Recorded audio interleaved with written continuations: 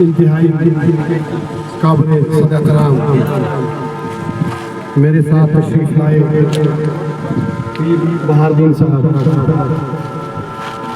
یہاں کے مقامی بزرگ اسلام صاحب جو میرے والد کے ساتھی بھی تھے، عبدالمجید صاحب، ہدایت صاحب،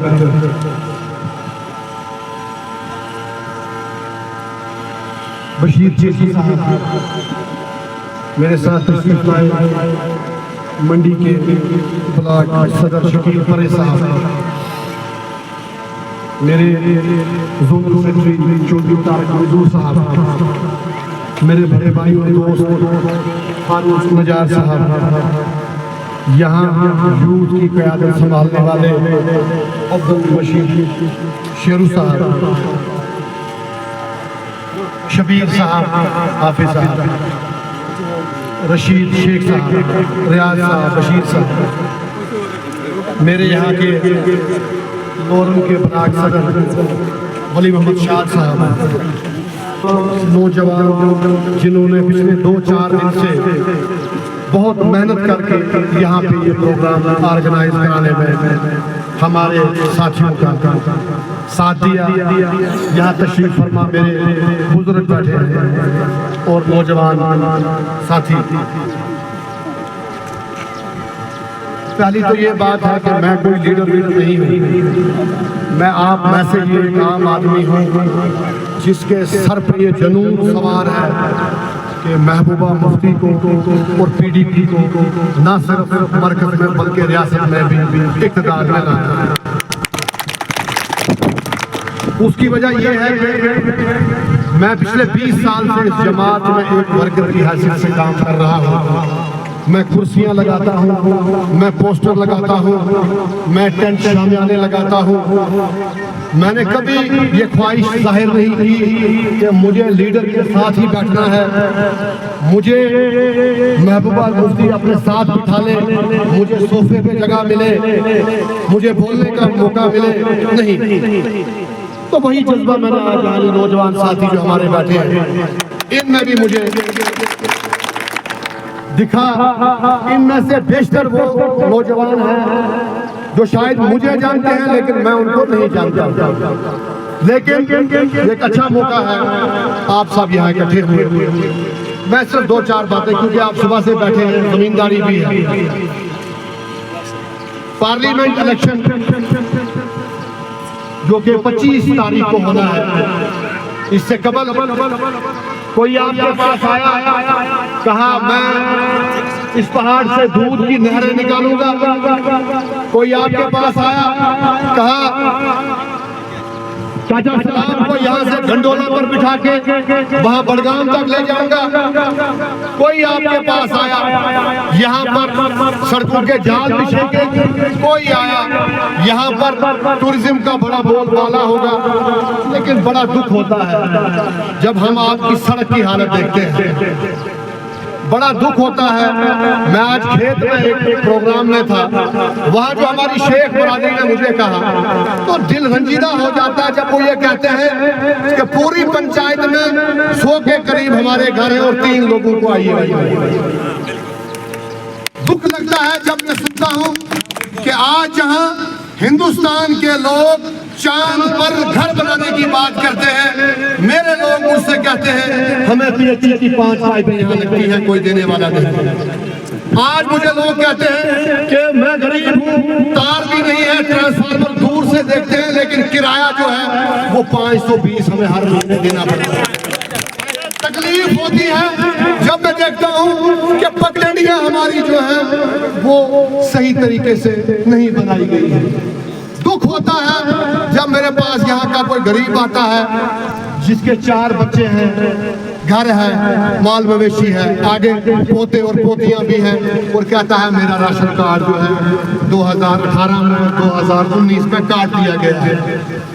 پھر دکھ ہوتا ہے جب ہم ایز بی ڈی سی میں ریوائز کرتا تھا بی پی ایل کی لسٹیں افسروں کو بلا کر، میں دیکھتا ہوں یہاں کے بڑے بڑے نامور لوگ جو روپے پیسہ رتبہ رکھتے ہیں ان کا نام بی پی ایل میں ہو اور یہاں کے غریب کا نام بی پی ایل میں نہیں ہے۔ لیکن اس کے لیے جہاں تک یہاں کے لیڈرشپ ذمہ دار ہے، آپ لوگ بھی ذمہ دار ہیں۔ آپ نے ہمیشہ ذات برادری کے نام پر ووٹ دیا، اپنے بچوں کی تعمیر و ترقی، ان کی امپلائمنٹ، ان کے مستقبل کو دیکھ کر ووٹ نہیں دیا۔ ہماری خود غرضیوں نے ہمیں اس حال میں پہنچایا۔ میں آج آپ کے پاس آیا ہوں اپیل کرنے۔ بہت بڑی سازشیں ہو رہی ہیں ملکی سطح پر۔ آپ کو پتہ ہونا چاہیے کہ ہمارا جو الیکشن جو تھا وہ 7 مئی کو ہو جانا تھا، یعنی آج ہمارا الیکشن ہو جانا تھا، رزلٹ 4 جون کے بعد۔ لیکن جب ایجنسیوں کی رپورٹیں گئی، جب دلی میں بیٹھے وہ لوگ جو مسلمانوں کے نام سے اتراتے ہیں، جو مسلمانوں کو دیکھنا نہیں چاہتے، آپ مجھے ایک بات بتائیں، جو لوگ ہمارے مدرسوں کو بند کرتے ہیں، جو لوگ ہماری مسجدوں کو گراتے ہیں، کیا وہ ہمارے لیڈر ہو سکتے ہیں؟ وہ ہمارے لیڈر نہیں ہو سکتے۔ ایک سوال میں آپ کو اور کرنا چاہتا ہوں کہ مسجدیں گرانے والے اگر ہمارے لیڈر نہیں ہیں تو جو ان کے ساتھ ان کی صفوں میں کھڑے ہیں وہ ہمارے ہمدرد ہو سکتے ہیں؟ نہیں ہو سکتے۔ یہ وہی ہے کہ میں نے پینٹ قمیض چھوڑ کر چاچے سلام سے سلوار قمیض لے لی، واسکٹ لے لیا اور سفید ٹوپی لگائی، لیکن اس سے میرا کریکٹر، میری سوچ تبدیل نہیں ہو سکتی۔ ہندوستان میں مودی سرکار جو ہے وہ مسلمانوں کی نسل کشائی کرنے پر تلی ہے۔ وہ ان کا ایک ہی ایجنڈا ہے۔ 70 سال پہلے انہوں نے فیصلہ لیا کہ اگر ہمیں کبھی پاور ملا تو 370 ہٹائیں گے۔ جب ان کو پاور ملا انہوں نے 370 ہٹائے۔ اب ان کا ایجنڈا جو ہے وہ شاید آپ کو نہیں پتا، وہ ہندو راشٹر بنانے کا ہے۔ ہندو راشٹر کا مطلب یہ ہے کہ مسلمان ہندوستان میں رہے گا ضرور، لیکن اس کو ووٹ دینے کا حق نہیں ہوگا۔ بی جے پی چاہتی ہے کہ آپ سلوار قمیض تو پہنے، لیکن اوپر آپ کو ٹیکا جو ہے وہ ضروری لگانا ہے۔ مسلمان شادی اپنے بچوں کی کرے، اس شادی میں 50 سے زیادہ لوگ نہیں ہونے چاہیے، جبکہ ان کی شادیاں ہوتی ہیں تو 5-5 ہزار لوگ وہ کرتے ہیں۔ آپ کی شریعت کے ساتھ چھیڑ چھاڑ کی جا رہی ہے، لیکن آپ خواب غفلت میں سوئے ہیں، کیونکہ آپ کو مکھن اپنا ہے، دہی اپنا ہے، مجید صاحب کو بھینسیں اپنی ہیں، ان کو پرواہ نہیں ہے۔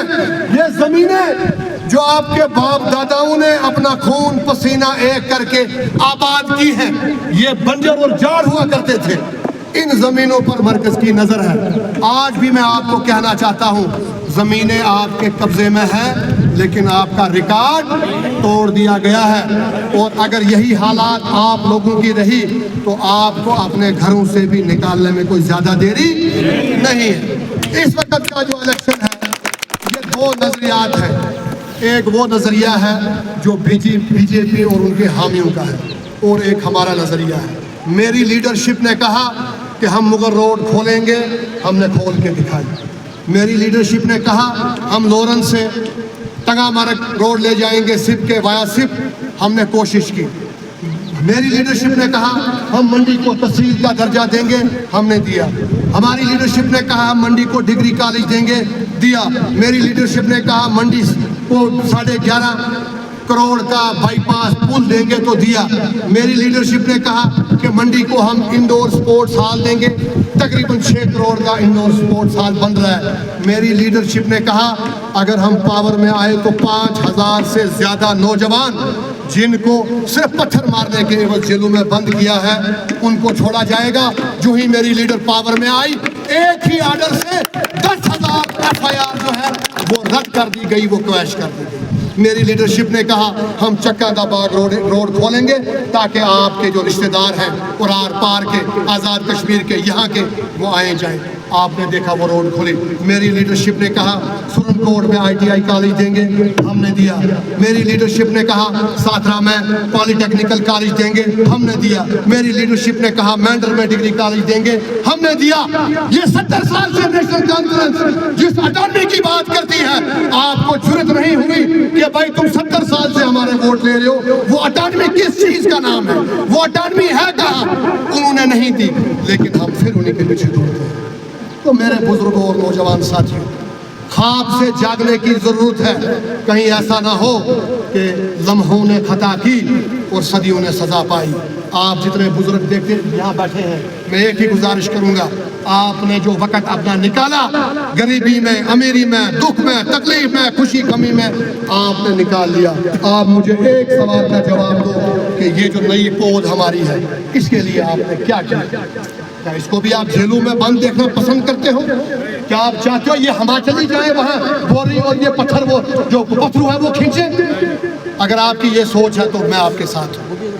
میں یہ کہتا ہوں، بی جے پی کی لیڈرشپ یا ان کے جو حامی، جو عیار ان کے ساتھ جڑے ہیں، مجھے ایک چیز کی ضمانت دیں کہ آج کے بعد آصفہ جیسی بچی کے ساتھ ریپ نہیں ہوگا، اس کا قتل نہیں ہوگا۔ میں ان کو ووٹ دینے کے لیے تیار ہوں۔ مجھے صرف یہ آشواسن دے، بھروسہ دے کہ ٹوپی پیر میں گجر برادری کے تو 3 نوجوانوں کو انہوں نے تشدد کر کے مارا ہے، آج کے بعد جموں کشمیر میں کسی کو نہیں مارا جائے گا۔ میں بی جے پی کو ووٹ دینے کے لیے تیار ہوں۔ اس وقت ہوش کرنے کا وقت ہے، ذات برادریوں سے اوپر اٹھنے کی ضرورت ہے۔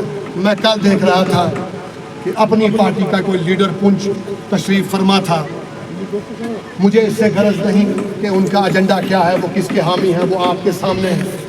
وہ جو کل تک کہتے تھے ہمارا بی جے پی کے ساتھ کوئی لینا دینا نہیں، بی جے پی نے خود کہا کہ یہ ہمارے ساتھی ہیں، ان کو ووٹ دیں۔ کیا آپ آنے والی نسلوں کو زہر دینا چاہتے ہو؟ وہاں پر ایک لیڈر نے کہا کہ جناب محبوبہ مفتی تو صرف باتیں کرتی ہیں، اس نے کچھ نہیں کیا۔ مفتی صاحب کو لوگوں کو خواب دکھاتے رہے۔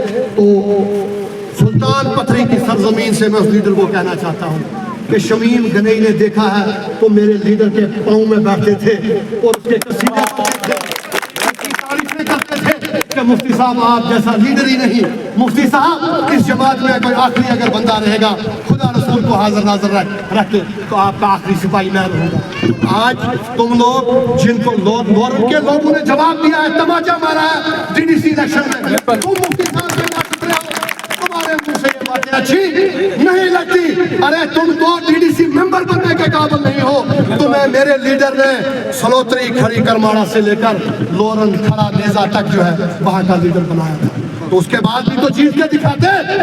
یہ برادریوں کو ڈرا دھمکانے کی سیاست جو تم کرتے ہو، یہ سیاست چلنے والی نہیں ہے۔ تمہیں اللہ تعالیٰ نے ایکسپوز کر دیا ہے، عوام کو تم لوگوں کا اصلی چہرہ جو ہے وہ سامنے نظر آ گیا۔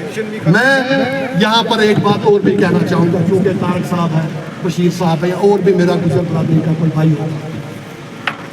میاں الطاف صاحب جو ہمارے بڑے معتبر ہیں، میرے پیر نہیں ہیں، لیکن جتنی قدر عزت ان کا مرید ان کی کرتا ہے، میں اس سے زیادہ کرتا ہوں۔